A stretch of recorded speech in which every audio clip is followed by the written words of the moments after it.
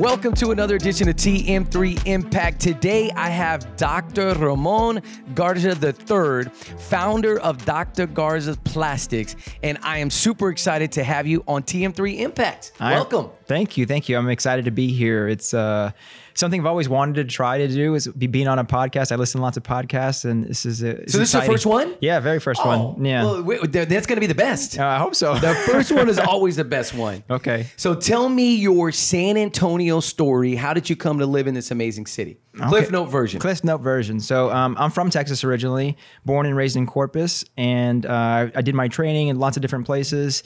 I moved from actually Ohio to San Antonio. So in my training, it was in Houston. I went to Pennsylvania for my residency. I did a fellowship at Ohio State. Excuse me, the Ohio State. Yes. I have to say that. I'm obligated as a graduate there. So I went to the Ohio State University, and as a first job, I took a first job here in San Antonio. My parents actually retired and moved to San Antonio, so I had a draw to be in this area. And with my training and things, there was a practice that fit my particular training and what I wanted to do in plastic surgery, and it just all kind of lined up and worked out that I was able to come back and be closer to home.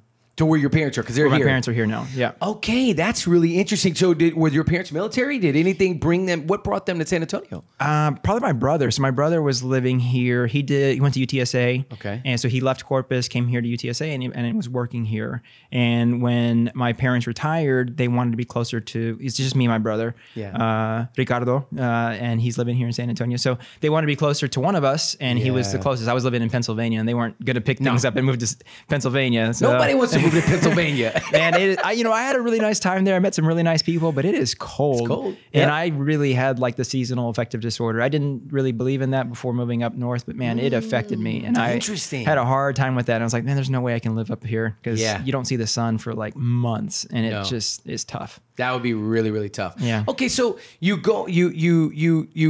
graduate high school. You go to high school in Corpus? Were you in high school in Corpus? Mary Carroll High School. Mm-hmm. Okay, so let's go back. So, I mean, I'm always fascinated by people that become doctors, right? Mm-hmm. And I'm sure you get this, so, hey, look at this rash. You know what I mean? Anytime that you're a doctor, it's but I'm fascinated by people that go that route because of they know what they're getting into. Mm-hmm. Like, the type of education and the stress and how hard it's going to be. Yeah, pain. So the pain, right? It's the pain of the process. So go back to your youngest memory of like young Ramon. Like what was he like, and was he already thinking about being a doctor? So it's funny. My mom saved this little like Fisher-Price doctor set that my grandmother got me. So I always kind of had like it was one of those fun things. I was interested in science and the body and things. And in high school, I did the shadowing experience with a pediatrician, and I volunteered at Driscoll Children's Hospital. So I kind of was like, well, I like science. I'm good at science and math. Let me, really try hard in college and see if I can become a physician. Okay. So, and it's interesting because in middle school and high school, I never really applied myself. I never really tried that hard. Okay. And when I went to college, and I was like, you know what? If I want to try to achieve this goal of becoming a physician, I'm going to give it my all. And like, if I fall short, so be it. Yeah. I'm not sure if it was a book that I had read or heard, some motivational speaker at some point, but it's like, I don't want to go through life and say, what if, like, I'm just going to give it my all. I'm going to study super hard. I'm going to do my best. And in college, I really learned how to study because I never really did those things in high school. Yeah. And I did a little bit, but not like I did in college. So I really applied myself in college, and I got good grades. I took my MCAT and I did really well in my MCAT. And I was like, okay, I can do this. Okay. Well, so hold on. You're telling me like as obviously you did really well in college. I'm going to talk about that. Okay. Yeah. But like in high school, you felt like were you like a B student? Like what? I was probably like A and B, like very occasional C, like maybe I don't know, like 3 or 4 C's total in high school. I wasn't even top 10% to give you an idea. Interesting. Yeah. So I wasn't even top 10%. And what year was this? Did you graduate? 2001. Okay. All right. So in elementary school and middle school, I was in the gifted and talented program. Yeah. In Corpus they have this program. You go to this one elementary school and then you go to a particular middle school, and it's all the quote unquote gifted and talented children. I think I took like an exam as a kindergartner. Yeah. And I was selected to be a part of this group. So I was always kind of surrounded by very smart, individuals, and, they would do better than me in school. But I didn't really think too much about it because I was like, oh, I'm not really trying, but I can kind of just get by. And I was more focused on playing outside and playing sports. Were you a sports guy? Yeah, I loved playing sports growing up. Yeah. What was your sport growing up? So soccer initially, and then I really got into basketball. Okay, you were a hooper. Yeah, I love playing basketball. To this day, do you still play? No. At Lifetime? Yeah, I wish. I see those guys playing. I definitely could not keep up with them now. But I don't want to hurt. I can't afford getting injured. You can't get it. I'm the same way. Yeah. I was a hooper too, but I got hurt all the time. I can't afford it. The jammed finger would cripple me for, and I have surgeries planned out for, a month and a half. And if I had a dislocation or a broken finger, that would really put me out of commission. So and it upset a few clients. Yeah, just a few. Just so many people counting on me, and I want to disappoint them. So I don't take that chance. Yeah, but I do love sport. So you were a sports guy. So I'm curious too, because obviously you knew that you had capability. I'm sure you kind of realized you were smart, right? I mean, you probably knew that, hey, but what made you flip the switch to go, when I get to college, like what flipped the switch? What was it? Was it like you said it was, weren't sure if it was a book, did you have any family that were doctors, anybody? No. So in my immediate family, I'm the first to go to college. My parents, they took a couple of classes in the community college, but no formal university graduates in my family. So it was kind of a new frontier, so to speak, for us. And my parents always just supported me, whatever I wanted to do. They weren't like super strict about things, but they, would help me with homework, my mom especially. And my mom's a very smart lady, so I kind of, she would help me a lot with those types of things. Yeah. But I think it was just more, I wanted to be a successful person, and I wanted to achieve. And I was like, the only way to really do that is you have to apply yourself. Life's not going to be handed to you. And man, that lesson has been given to me multiple times in my lifetime. I'm sure in yours as well. For sure. For anybody that's accomplished anything, they know those things that you have to really work hard to get somewhere. So I kind of realized that, and I was like, I just don't want to leave anything on the table. I'm just going to give it my all. Oh, so talk to me about you're at Pan American, Texas Pan American, UT right? Pan Am. Now UTRGV now. They changed the name. Oh, interesting. Yeah. Rio Grande? Is it the RGV? Yeah, Rio Grande Valley. Yeah, they changed the name. But that's kind of cool. So one of my good friends called me up. I was in residency. I had no idea what was going on in this side of the country. And he's like, hey, man, your school doesn't exist anymore. I'm like, what are you talking about? I was like, yeah, it's UTRGV now. And I'm like, what? So you have to give back that diploma? Yeah, exactly. He's like, you got to change. He's giving me a hard time. He's an A&M guy. So he's giving me a hard time about. Oh, that's funny. Yeah, but So you walk on campus and you've got this new mindset, right? Like there was this idea of you want to be successful. So tell me, you said you learned how to study. I did. So tell me about that journey. So I just kind of came up with this on my own. My approach to this was I would wake up, I took all morning classes. My approach was go to class, pay attention, sit in the front, come home, work out, have dinner, and then study what you just learned that day. So that was my approach. And I took that on to med school. And it got me through med school as well. So in college, I kind of had the beginnings of learning how to study and what worked for me. Yeah. And everybody has their own way of doing things. But for me, I wrote in my textbooks, back when people actually used textbooks instead of like a tablet. But I would write in the margin, highlight. I got organized of how my approach to studying, and it helped organize the information in my brain. I love it. Yeah, so that it gave me the foundation for studying in college. But then when I got to med school, I took that even further. And so you up-leveled it. Oh my gosh, man! When going from college to med school, I was super nervous. I went to Baylor College of Medicine, a pretty prestigious med school. That's a good one. Yeah, when I was going there, it was like top 10 med schools in the country. Hard to get into, smaller type classes. We had 169 students in my class, as opposed to like the big UT type schools where they have 200 plus students. Okay. But the analogy that was given to me is like college is like drinking from a water hose. Med school is like drinking from a fire hydrant, like the amount of information that's thrown at you. So I was like super nervous. And I remember the orientation day, people, we were kind of introducing ourselves to the class, and everybody standing up. Like, I, went to Harvard, or I went to Yale, and all these Ivy League schools. And I'm like, I went to UT, Pan Am. I'm trying to introduce myself. And I'm like, man, how am I going to compete with these individuals who are quote unquote Ivy League graduates? But very soon after our first few exams, and I scored really well on the exams, I'm like, okay, I can keep up with these people. I'm just as smart as they are. And and it was I think I attribute it to my studying and my study habits, my work ethic that really got me there. Because that's killer. Killer. I mean, I had friends that were super smart and hardly studied and were very laid back, and they still did exceedingly well in their exams, but I had to like work. And it just, it worked out. So you graduate college with summa cum laude, right? And then honors, right? So you still felt a little bit of that imposter. Did you feel that a little bit when you were there in the beginning at Baylor? Yeah, and I think that feeling of the imposters is a good way to describe that. I kind of always had that. Even in residency and in coming out as an attending and practicing, you always have that little bit of like feeling. I don't have that feeling anymore, by the way. Of course, but I always had a little bit of that feeling of like, can I really do this? Am I really capable?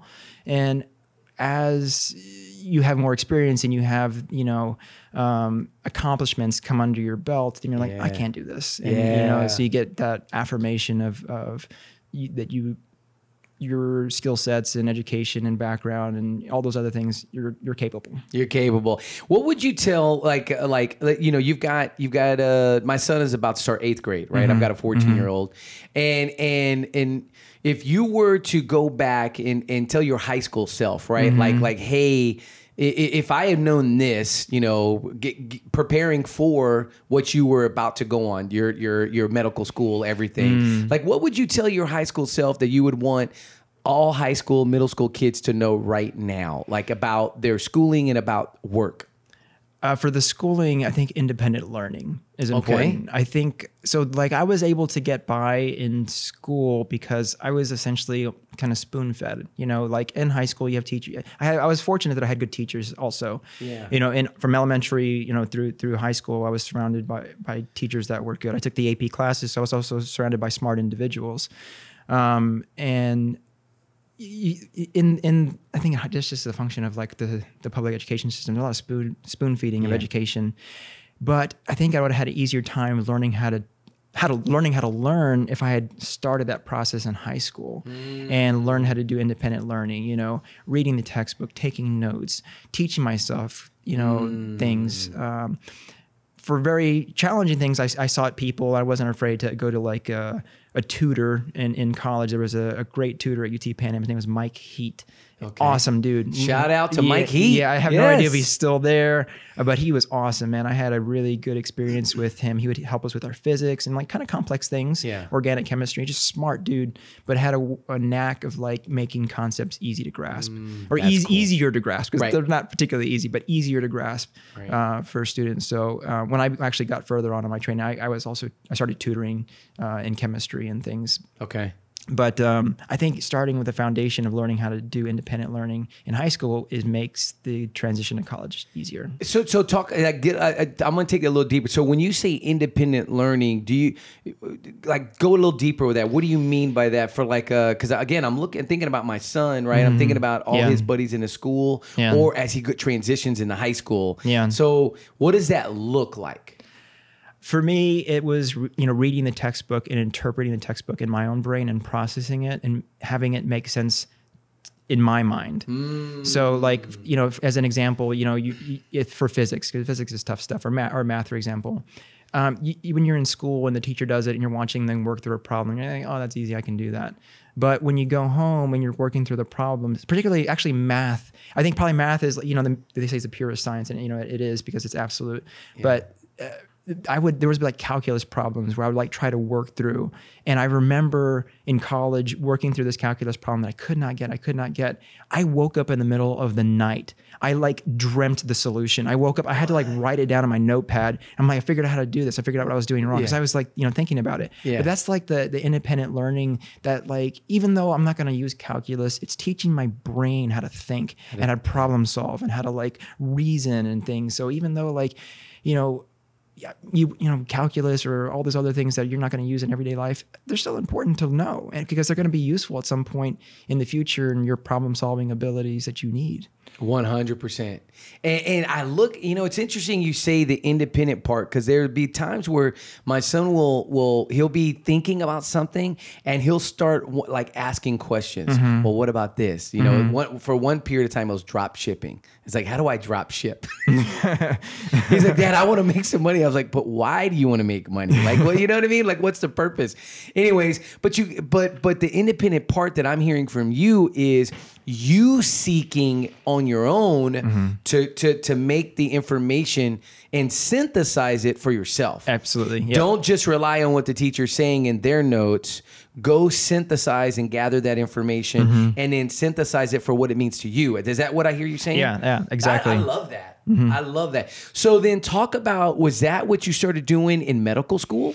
Yeah. Is that how you up-leveled your studying from the, you had your routine. Is that how you started to do that when you got to Baylor?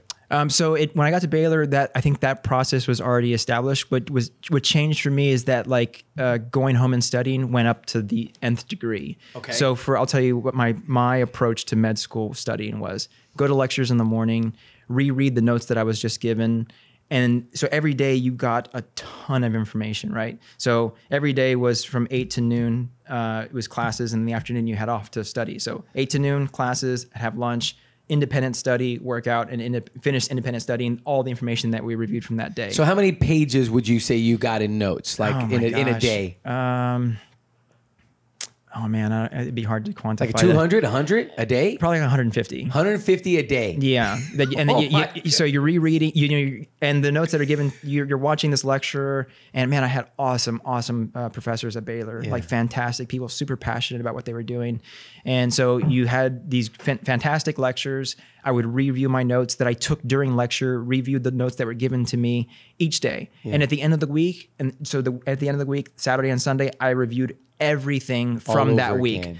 So then when it came time for testing, I reread everything. So we did 6-week blocks. Yeah. I reread all my notes and all the notes that were given to me for that 6-week period. Yeah. So by the time it came to test time, I had seen that information 4 or 5 times. Yeah. I saw it once when the lecture was given to me. I saw it again that evening. I saw it a third time at the end of the week, and then a fourth time when I reviewed everything. Yeah. And see that repetition and having it solidify in my brain, having it make sense in my brain is how I was able to do well in the exams. And how well was Baylor? How well did Baylor go in comparison to Texas Pan Am? I think equally well. So I was in the top, probably I think 10% in my class at Baylor College of Medicine, and I scored really well. I scored in the 99th percentile on the step 1. From college to med school, you take the MCAT to get in. Yeah. And from med school into residency, you take something called your step 1 exam, USMLE step 1. Okay. And in that exam, I scored in the 99th percentile, which was. So in med school, I found out I wanted to be a plastic surgeon, and plastic surgery was one of the hardest residencies to get into. You have to score really well in your exams. You have to do really well in your clinicals and all those things. You have to have good letters of recommendation. Yeah. So I knew if I didn't score really well in this exam, there was no way I was going to get into plastic surgery. Yeah. And I did really, really well on it. So I was really proud of that. And that helped me get into the plastic surgery. So why plastic surgery? What happened during medical school that you were like, yeah, this is what I want to do? So I had a feeling that I wanted to go into plastics in my undergrad. I did a summer program at UTMB, and it was a summer program to help you prepare for the MCAT, actually. Okay. So you would go in the summer and you would take classes to prepare for the MCAT, and in addition to that, you got a chance to shadow a physician. And so it was interesting. Most of my friends, they got linked up with primary care physicians, pediatricians, internal. For whatever reason, I got assigned to a plastic surgeon, which is probably rare. It was really rare. Yeah. They were like, "How did you get a plastic surgeon?" I'm like, "I don't know. That's who they." And I didn't even really. That was fate. It was fate. It was Dr. Michael Obang, wherever he is. He was a resident at the time. But it was really interesting. So I get this assignment to go to meet with Dr. Obang. Oh, so he wasn't finished yet. He was still in residency. He was a third-year resident. Wow. Yeah, so he was a third-year resident at UTMB. Okay. And so I get his pager number. I reach out to him, and he has like a really deep voice, and he's like, I'm Dr. Obeng. Meet me on the 4th floor or whatever. So I'm like, okay, I'll meet him there. I got there early. I'm there waiting for him, and I'm waiting for this. I'm expecting this like older gentleman to come up. I didn't no idea what he looks like. Yeah. And Dr. Obeng comes, and he's like he's a young guy, tall guy, and he comes and he's like, hey, I'm Dr. Obeng. I'm like, hey, how you doing? And he's like, let's go get some lunch. So we go down to the cafeteria and we get, I remember this distinctly. We had I think I had like a fish and like cream spinach, and I just ordered what he ordered. So I'm having lunch with him, and he's like, okay, let's go to surgery. And I'm like, immediately my hands like start sweating. Wait. You're having fish with this guy. Yeah. And then he goes, let's go into surgery. Yeah. He's like, come, we're going to go see surgery. You're going to come watch. You're going to shadow. And I'm like, oh my gosh, I just had this huge meal. I've never like seen blood really before, I've never seen a surgery. You were in college at this point. I was in college. I never had any experience aside from working the front desk at Texas Children's Hospital or shadowing my pediatrician. And I'm like, oh my gosh, what if I throw up, or pass out? I was like super nervous about it. But we go and I watch him do a surgery. It was actually on a person who had this really extensive basal cell carcinoma on their face. And he had to like cut off half this person's face, and they did a reconstruction. And it was the coolest thing I'd ever seen. Like seeing them operate, how everything flowed. Like they're just like, it was like watching like a violinist, perform or something, just like this virtuoso type, or to me it seemed that way. And it was just like, man, this is so cool. And I didn't have the feeling of like nausea or feeling. I was just like enthralled with what I was watching.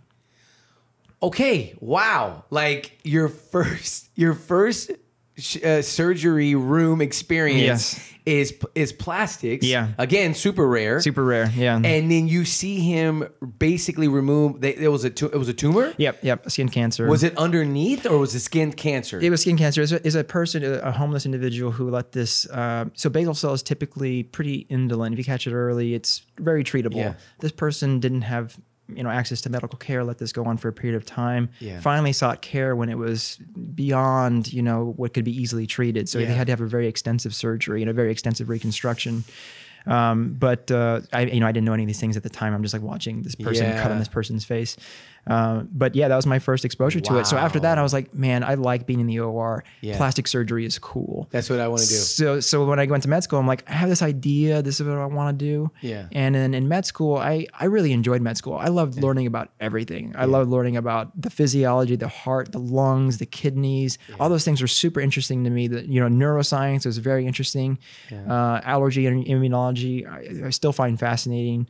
But being in the OR was like, I got to be in the OR. I like working with my hands. You want to be doing surgery. I want to do surgery. Yeah. So what, did you get to do any other experiments, not experiments, but experiences with him in surgery? Yeah. So all summer I shadowed him. We got to see vascular surgery. I saw cleft lip and palate surgery, burn surgeries. Wow. I wasn't like scrubbed in or anything. I was just kind of a fly on the wall, but I was observing. Right. And that was my first exposure. While you were in college, your senior year? Was this your senior year or probably earlier? It was earlier. It was like a sophomore to junior, probably. You got to be what, 20 years old? Yeah, I was probably 21? Like 19, 20, yeah. How crazy of a cool experience is that? Yeah, it was. I could see now that I could see how that would want to push you in that. That makes total sense. Yeah, total sense. Okay, so fast forward, you go through you graduate from Baylor. Mm-hmm. Where was your first residency? In Pennsylvania. Pennsylvania. Yeah, I did 6 years of training in Pennsylvania. What was the city? In Allentown, Pennsylvania. Allentown. Okay. Yep. Yes. And then how was residency? Tough, man. That's like a trial by fire. Is it really like Grey's Anatomy?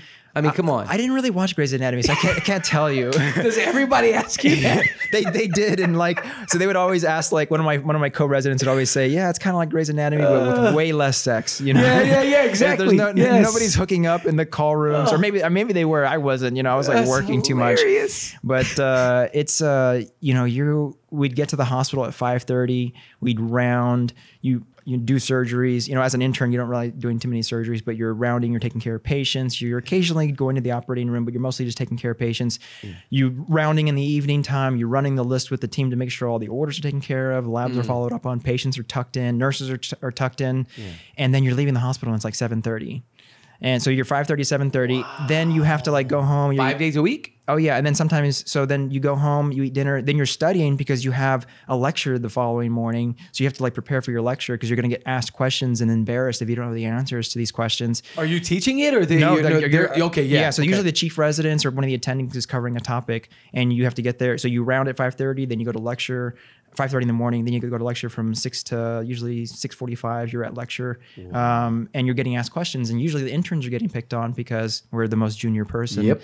And they kind of use the Socratic method where like the senior person's asking questions, and you kind of have to perform, so to speak. Yeah. And if you're not read on the topic or you didn't study the night before, you're too tired. I mean, it was very commonplace for me to fall asleep with like my textbook on my, I was just so tired, man. Yeah. And then that was Monday to Friday, but you would take call 2 days, 2 weekends a month you would work. Okay. So you work a regular day Friday, you'd be on call Friday night into Friday morning, and then you would round Friday morning until noon. So you're up from Friday 5:30 until Saturday at noon. Oh my god. You know that, and there's like, as an intern in the second year in surgery especially, you're not napping. I never saw the call room. I was never like, I was taking care of patients, taking care of issues, responding to trauma, seeing patients in the ER, super busy. Yeah. So like residency is tough, man. Like, and that's like especially surgery. I think any residency is tough, particularly surgery residencies. It's really, you have to really want that and have an understanding of what you're getting yourself into, which I did. You know, I had done my surgery rotations. I knew what surgery was like, but I just knew it, to me, it was like so worth it. Like, I know this is painful now, but it's going to be so worth it doing what I want to do and what I'm passionate about. Because when I was in the OR, time just flew by. I would start a case, when I got to plastic surgery training, I would start my case at like 7:30 and we'd leave at like 7 p.m., 8 p.m. doing these really long surgeries. And the day would just fly by because I was just so interested in what I was doing, and it didn't seem like work to me. It's not work. Yeah, it just like, this is awesome. Even though I was like tired and it was hard and I was hungry and I lost tons of weight in residency and fellowship, it was like worth it to me. Did you get to work out during that time? What's working out look like in residency? Probably nothing. Well, you try to to try to maintain, you know, some sort of health, because the surgeries are tough. It's like physically taxing on you, and if you don't maintain physical health, it's going to be even harder. So I tried to work out. You know, so many of my colleagues have had like neck surgeries or back surgeries and things from just not having good core strength. So I always worked on my core. Oh, interesting, because of the leaning over process. Exactly. And your head's down. You're like this, you know, for the surgeries that I do, these we call microsurgery, free flaps. They're 8 to 10 hours, and you're leaning over, you know, your tension's focused down, and you're standing in like a 2 foot by 2 foot square for 6 to 8 hours, and that's, you're not sitting down really. You're standing most of the time, and you don't eat during that time. It's 6 to 7 hours straight? Yeah. So sometimes we were able to take a quick break. Usually it's like I usually take a 10, 15 minute break, go to the bathroom, drink some water, put something in my stomach. In fellowship, I didn't take breaks. And that was like really hard on my system, because I would have breakfast at like super early, 5:30 in the morning, round, do a 12-hour, 14-hour surgery, come home, too tired to cook or do anything. So I'm like eating cereal and eggs usually. Yeah. And by the end of fellowship, I think I weighed 137 pounds. I was like, goodness. Yeah, I was like super trim, man. Yeah, I was at my fighting weight, Your I guess. Fighting weight, that's right. But I didn't have any muscle either, so I was just like super trim. Yeah. So of that experience, if you look back on residency, I always, you know, you during that period of time, like, what did you learn about yourself? I just used this example with my PA recently. I knew what I could do. Like, when you don't know what you're capable of until you're put in that situation, right? Mm-hmm. So like, that's why like military training is so hard. Like, you think like the Navy SEALs, they do like their Hell Week and they do their hardcore training. They're put in like extreme situations, but now they know that they can function or they can perform at that level. Yeah. So I knew like, I can do this when I'm tired. I can do these really hard things. And I have this bar that has been set of what I'm capable of handling stress-wise, physical-wise, all those things. Mm-hmm. The bar has been set, right? And I've done these really hard surgeries. I've done them sick. I've done them not feeling well, not my best, tired, where I've been up all night and still have to perform the next day. The bar has been set. I know what pain is, and I know I can function at that level of pain. So, which is cool. Yeah, it is cool. It's like, you know, trial by fire. You're forging yourself. You know, you're forging yourself in these experiences, and that if you have an easy life, then I don't know. I like it. I think being forged is cool. Yeah, no, I mean 100%, right? Yeah. Like what the alternative would be really boring. Yeah. Right? Like not boring being and weak. forged. Boring and weak. Yeah, you just kind of be there, right? Like you're just there. You're just, Yeah. you're taking up space, but you're not truly diving into your purpose and what you could be doing. Yeah. You know? Okay, so you, at one point, you do this mission trip. I saw you went to Haiti. Yeah. In 2015. Yeah. Talk about Haiti, because was that during residency, your last year? Yeah, so during residency, it was just before my chief year. I had, so as you in residency, you get kind of graduated levels of responsibility, and your training, you become more specialized in kind of what you want to do. And so in by my chief year, I kind of knew I wanted to go into microsurgery, but I also had experiences doing cleft lip and palate. So the trip to Haiti was to get more experience in cleft lip and palate and learn and be able to offer help to people who don't have access to this type of care in Haiti. So there was a group of physicians. The physician that was our sponsoring physician was out of Miami. Okay. And so we went with his team, and my program director, Dr. Murphy, had a connection with this individual, and we put together a team. It was me and a couple of other residents and a couple of other attendings, and we went and helped these children, these families that didn't have access to care. So we did a lot of cleft lip and palates over a period of a couple of days, and it was a really cool experience, you know, helping these people. These people were so nice, very thankful, and it was interesting seeing Haiti, you know, the wealth disparities between, you know, the have and the have-nots there is pretty atrocious, and these people don't have a lot of access to healthcare and to resources, period. So let alone surgery. Let alone surgery, yeah. Just the basics. Yeah, right? basics. So it was interesting. And while our last day there, a riot actually happened. There was like a change in the gas prices. And I remember we were actually going to go to the clinic, and we're driving down one of the main thoroughfares there to go to the clinic.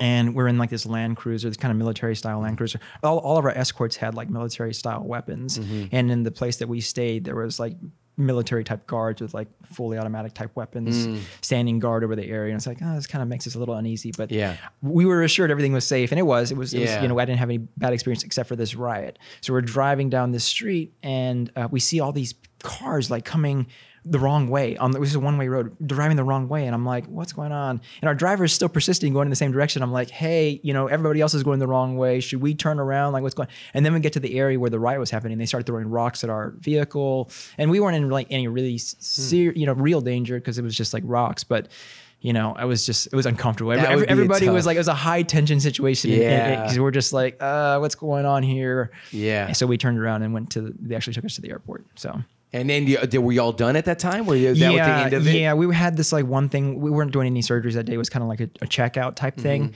but we just like aborted, and just like things were too unstable. So we just went to the airport. So looking back on that trip, what was the big learning experience for you on that trip? Just being able to do that and being able to serve in that way. Yeah, so I really enjoyed you know, helping people in that way, people that didn't have access to that type of care. But it was kind of eye-opening seeing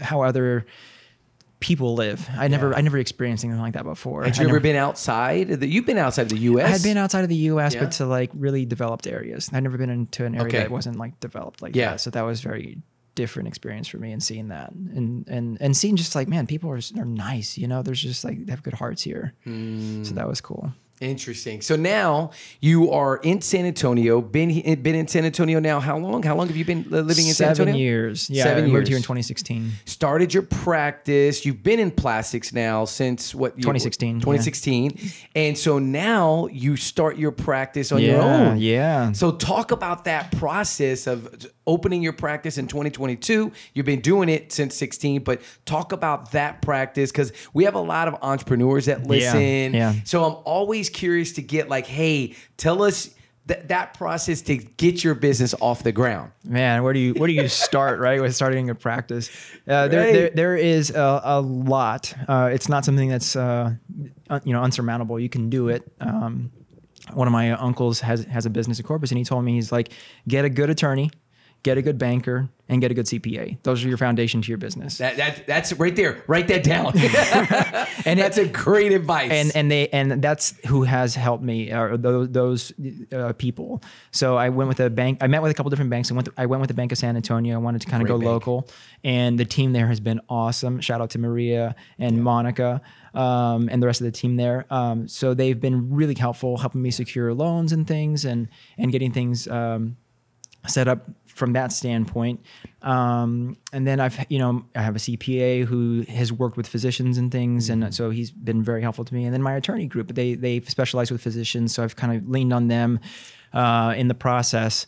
But it's just, there's so many things. I had a schedule that I every day, as you know, as a business person, you have things you want to accomplish in this week, but 15 other things come up that you didn't anticipate, that I didn't even know of. I'm like, okay, now I have to tackle these problems that I didn't even realize were on the table, but I have to take care of them. Yep. And it was like that for the first probably 4 or 5 months, because I left the other practice in September, and then from September until February, I wasn't, quote unquote working, but man, every day I was working. I was working, doing things, and then as I started, I had everything from like creating a logo to a brand, website, all of those things. It just takes so much time to do. So every night I was working on these things, and also trying to be a family person. We were expecting a new child, and then moving. So we're trying to move the house. So because you packed a lot in 1 year. Oh my gosh, man. Yeah. Hey, but the bar has been set, right? The bar has been set. That's exactly right. Yeah. So I was talking to my wife. It's like, this has been, we've been married almost a year now, and it's like it's felt like 10 years because of the amount of things we've done in this year. Yeah. But we know, her and I know that we can. The bar's been set for us of what we can overcome as a family. So. Which is cool. Yeah, it is cool. It's really, really cool. And I think that when you go through something like that in a very short period of time, it makes you 10 times stronger. Yeah. Kind of like residency, right? Yes, kind of going through that.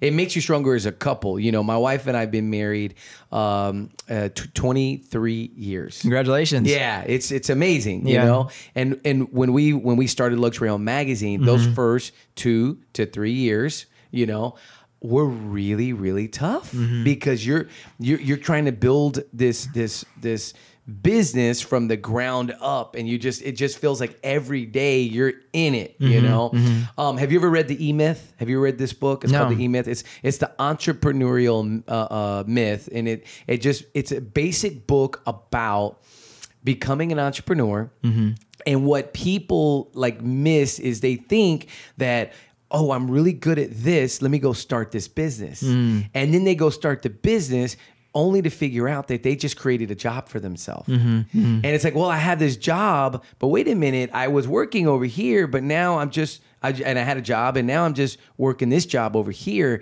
instead of going, oh, no, you've got to build an actual business. You've got to make sure that you put systems in place so that the business can run whether you're there or not. Like, how do you do that, right? And it's a beautiful book. I highly recommend it. And I know that there is aspects and ratios that will connect whether you're a physician, surgeon, whatever the case may be, right? Because obviously you've got to do the surgeries, but all those other pieces, you can have people that you have a team that you built to take, to help you. So what do you think, just coming out of that year, starting this practice, what was the one thing that you did not realize? You're like, oh my gosh, I can't believe I didn't know that. What was it that hit you? From residency? Yeah, no. From starting your business. Oh, starting my business. That you didn't realize, now that it's on your own, that just goes, how did I not know that? I guess the most surprising thing is invoices. I feel like I'm just overwhelmed with invoices. I'm always paying something, there's always something coming in. So staying on top of those things has been hard. But, so the thing that I think, and I kind of knew this, I guess, but the thing that really,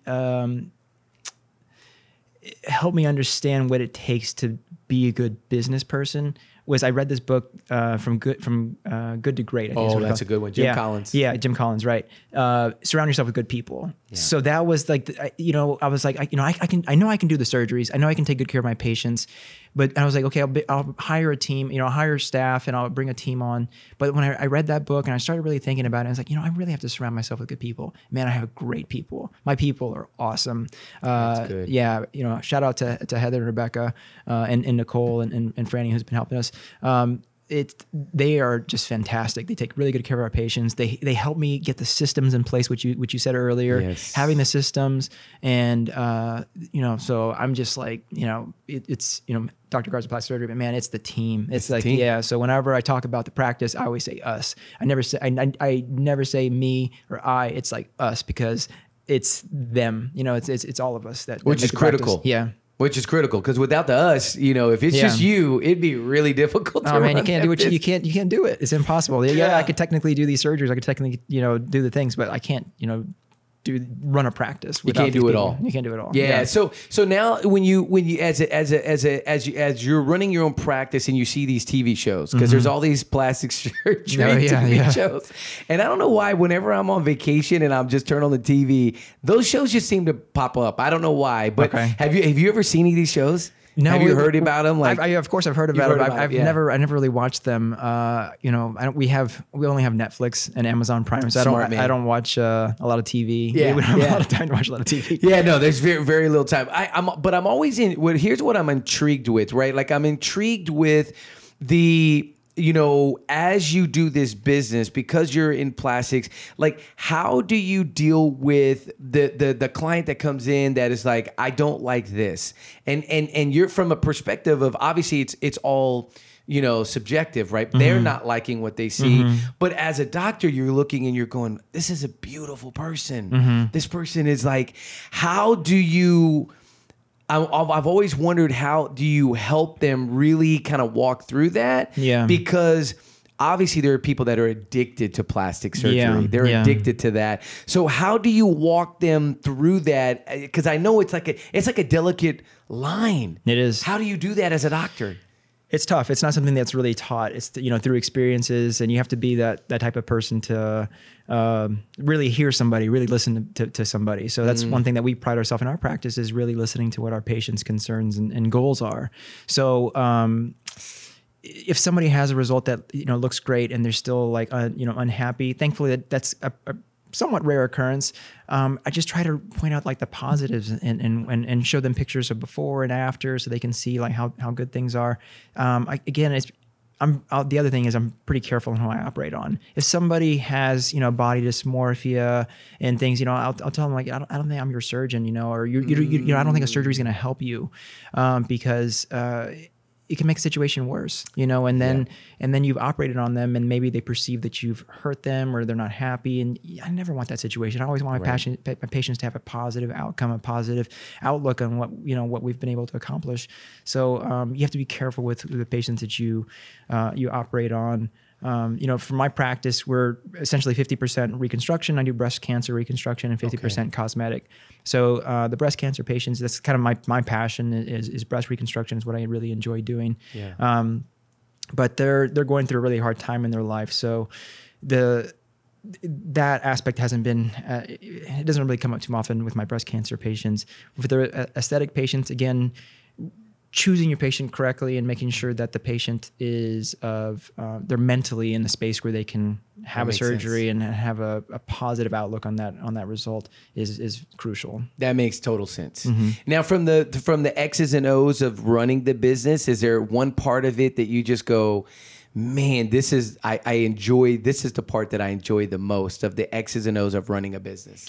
Ooh, the running of the business. I like making the decisions. Yeah, okay, of course. Making the decisions is being in charge of like everything. But for the way our approach as a practice is, we're very team. Actually, we just set up. We're gonna have a team meeting in a few weeks. Yeah. I really rely heavily on Heather and Rebecca to help me, help us, make the best decisions for the practice. So it's not, I'm not running, ruling with an iron fist. It's like really like, hey team, I value your opinion. What should we do here? And we kind of all collectively make decisions to get the practice in the right direction. Love it. Now, everybody always talks about, balancing. Obviously, you have new business, family, young little ones. What is your hobbies? Like, how do you kind of break away from the stress of running a business with your family? What do you like to do? Lifetime. Lifetime. There you go. Yes. I saw you. Yes. That's like, it's a time for me to just kind of get out of my headspace of all the things I'm trying to focus on and like put myself in uncomfortable, physical exertion, and you really can't focus on anything else when you're pushing yourself. Yeah. So, I try to, for me, I try to run a mile as fast as I can. I don't do like a lot of long distance running, but I'll just like run a mile as quickly as I can. And what's your fastest you got up to? Like 6:30. I'm not very fast. That's quick. I mean, it's okay. That's on the treadmill or outside? On the treadmill. It's like, that's not bad. Yeah. I know it's not as fast as, a lot of other people, but I'm trying to get faster. It's faster than you think. Yeah. It's a lot faster than you think. That's fast. Yeah, that's a good mile. Keep going. So you like to run as fast as you can? Yeah, so I'll do usually a mile to kind of like warm up, and then I'll lift weights and just try to push myself there. Do pull-ups and push-ups and bench press and squats, and I don't know, nothing crazy, If you're looking at the video, I'm not like a huge muscly person, but I just try to stay in shape because I want to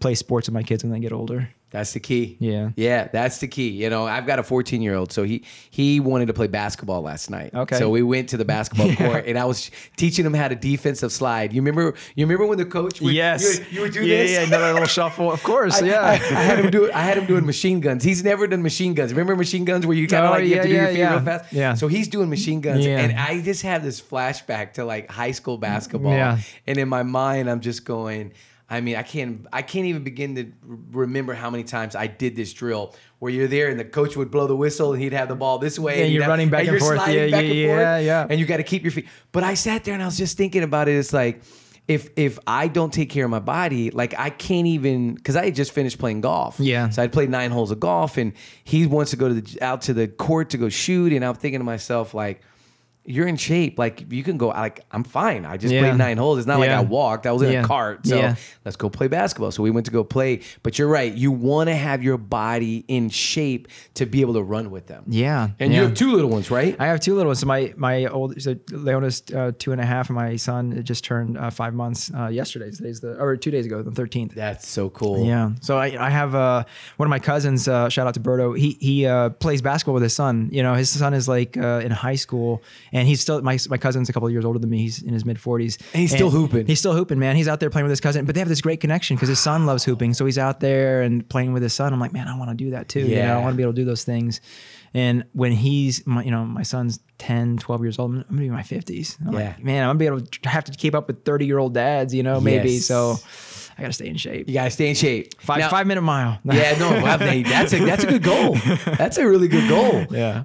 Talk about your travel. What do you like to do for travel? What do y'all like to do? So me and my wife love to go scuba diving. Oh, yeah. Okay. Yeah, we got scuba certified like maybe 4 years ago.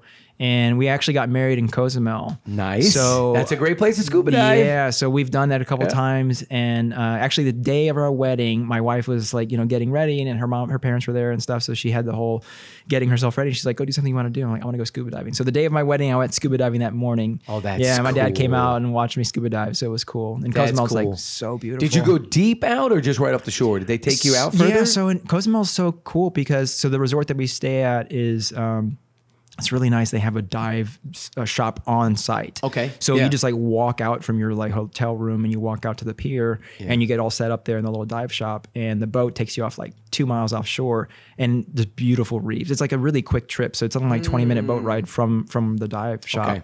And, we're at 30 or 45 feet deep, 60 feet deep, something like that. And you see just awesome stuff at that depth. That's cool. Yeah. That's cool. I've tried it one time. Yeah. And it freaked me out a little bit. Yeah. You know what I mean? There was actually a lady, we were on a cruise, and there was a lady, and she's like, do you want to try? And she has the regulator and she has the mask. And so I tried it, and it is a little, it feels like you're on another planet. It's exactly what it feels like. But that's so bizarre to me because, of course, like, how do you stop the thought of something big's right behind me is gonna eat? Like, does that thought ever go away? I think it does. For me, the very first time. So we did our scuba certification here in San Antonio, and it was like, we went to the Kamal River and Canyon Lake and things like that. So we were in murky water and you can't really see anything, which is good for your training actually. Yeah. But when we did our first open water, it was in Cozumel, and our first time like going, and it was like you've done it before, right? You're at the surface. It's like, but I mean, I've only literally did 3 feet. Oh, 3 feet. Oh, yeah, okay. 3 feet. Oh, okay. So I could see, I could stand up. Yeah. So when you actually do it out in the open ocean, you're at the surface and it's super rough. You jump off the boat and you're getting your little team together, and they're like, okay, time to go down. As soon as you go underwater, it's like calm, and you're looking down, and like if you're over a reef, you can like see the reef, and you're just like, I'm already getting like anxiety. No, man, you get this. For me, my wife, we got this wave of like calm, and you could just, because you're just like overwhelmed, like I'm gonna see something awesome. Yeah. And then you're just like overwhelmed with this different world, and I feel sorry for people who don't ever experience that, because it's just like, so much of our Earth is surrounded in water, and we've only explored a fraction of it if you're land bound, but if you go underwater, you see so much cool stuff. And we just like really enjoyed it. What was the coolest thing you saw when you did your Cozumel? So in Cozumel, the coolest thing we saw was actually when we went snorkeling. We saw a giant eagle ray, like wings like bigger than this table. Holy cow. So I kind of free dove down to like 30, 45 feet, and it was actually, it was kind of cool. I just snorkeled down there, and I was like around the scuba divers were there too, and that's the furthest I've ever gone down. But anyway, we see this giant eagle ray, and it's like so majestic, going off into the distance, and then just like disappeared in the blue. Like it was there 1 second. And then you kind of blink your eyes and it's gone. I mean, that was like the coolest thing we saw. That's cool. Yeah. That's really cool. So scuba diving, anything else that y'all like to travel to? Yeah. So we we just enjoy traveling. Me and my wife have been fortunate. We've gone to Washington. We've gone to Costa Rica. Costa Rica was awesome. Okay. Mostly beach type things. Okay. We like the beach too. Yeah. We cruise. That's our thing. We love cruising. That's awesome. Yeah. Yeah. We love cruising. So books you've read, like a book that you've read and you give away. What's that one book? Start with Why. Oh, Simon Sinek. Yeah. How did you hear about that one? One of my friends, I think, told me about it. Yeah. Yeah. There's I listened to like a TED talk that he gave, and I was like, I gotta read his book. And man, what an awesome book. Now, have you seen The Infinite Game? No. Have you heard about this one? No. Okay, so he and this is perfect for like your, kind of the journey that you're on as you're, building your practice, right? You're starting your practice. He basically talks about how business is the infinite game. The whole point of it is to keep the game going. So like baseball, basketball, they're finite games. They end because the rule is it has to end. But in business, it doesn't have to end. Like you're trying to keep this game going, right? He goes, but some people in business, they play with the rules of a finite game and they try to bring it into business. And whenever you do that, that actually ruins the game, right? Like because anytime it's finite, right? You're stopping. You're trying to change up the system. But businesses are meant to be built and to keep the business going. How do you do that? You'll love the book. Okay, it's really good. It's on the list Infinite now. Game. If you like Simon Sinek, I love it. You'll really like that. So, well, listen, I'm so glad you got to come on TM3 Impact. Really appreciate it. If you were to tell any student that's thinking about becoming a doctor, like that thought has ever hit them, maybe I want to be a doctor, what would you tell them? Put yourself in a good position to succeed. So in high school, try harder than I did. And I feel like I got lucky and then I learned how to study. I really applied myself, but I could have had an easier go if I had those things established earlier. And just approach life with like a eagerness to learn, don't put yourself in a box right away. Trying to learn as much as you can. It's going to serve you tremendously in the future. I love that. My man, thank you for being on TM3 so Impact. Yeah. And we'll be seeing you soon at our cover party. Oh, yeah. Be ready in October. Yeah, it's going to be a perfect. lot of fun. Great. All righty, but have a great day. Thank you, you too.